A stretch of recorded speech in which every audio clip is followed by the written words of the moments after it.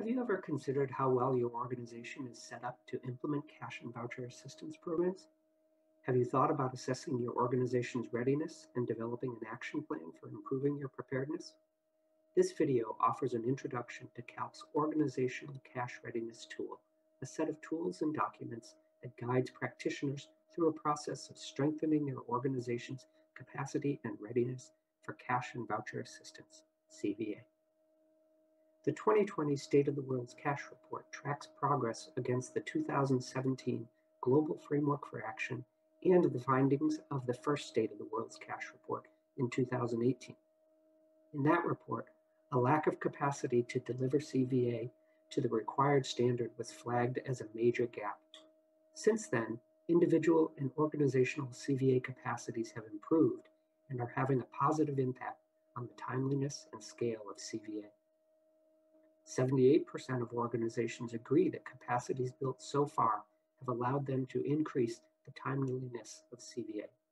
And 80% of organizations agree that capacities built so far have enabled them to increase the scale of CVA. At the same time, practitioners, the staff members of those organizations, see room for further improvement in the institutional capacity and readiness for CVA. Take a look at 2 of the 5 priority actions outlined in the report: the need for investment in the capacity of local actors, and a call for improved responsiveness and adaptability within humanitarian organizations. CaLP has a commitment to support our diverse network and to improve their ability to design, implement, and partner in quality CVA. To contribute to the institutionalization of cash, CaLP has developed an organizational cash readiness tool. There are 3 parts to this tool. The organizational cash readiness tool itself, known as the OCRT, which records the scores and comments and presents the scores as graphs. It is a series of Excel spreadsheets. A set of instructions for using the OCRT, which give detailed guidance on the use of the tool. And the organizational cash readiness process guide, which describes the overall steps and is designed to assist facilitators, either internal or external to the organization, in the process. An organization can use the OCRT to take a snapshot of its current CVA readiness, and then use that self-assessment to develop plans to address its shortcomings via a series of steps outlined in the process guide. The OCRT materials are designed to support the organization as a whole, with the belief that for an organization to have the capacity to design and deliver quality CVA, it needs a senior leadership team that embraces the value of CVA as a modality and that commits resources to make and keep the organization's CVA ready. That's category 1. Systems and policies that support CVA and make its operation effective and efficient in category 2. Staff that have the technical competency to design, implement, and monitor CVA in line with good practices, category 3. And to engage with external stakeholders at the local and global level to stay well informed about CVA common standards and good practices, category 4. The process guide describes in detail 5 overall steps, including 3 crucial meetings that involve a wide range of participants from across the organization. The orientation meeting outlines the process and allows for the contextualization of the tool if needed. People tasked with gathering evidence related to indicators of the tool then take time to collect information and documents that will support assessment decisions. The scoring meeting reconvenes all participants to review evidence and allocate scores. An analysis of the scores helps to articulate recommendations related to indicators. Finally, an action plan is prepared, including detailed tasks and specific responsibilities. Depending on the organization, this overall process can take several months.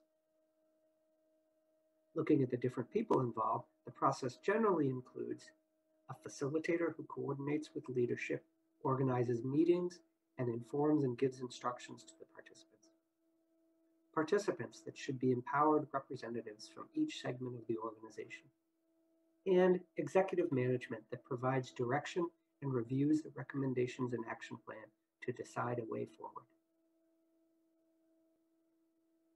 The OCRT instructions describe the different parts of the tool and how to use it. They outline an evidence-based process of data collection, scoring, consensus building for prioritization, and recommendations for inclusion in an action plan. As we saw earlier, there are 4 top-level categories, with each one containing several criteria related to CVA. Here you see that the 4 categories subdivide into a total of 14 criteria. In turn, each criterion has several indicators which form the lowest level of organizational subfunctions or processes that are assessed. This slide shows the criteria and indicators only for category 1.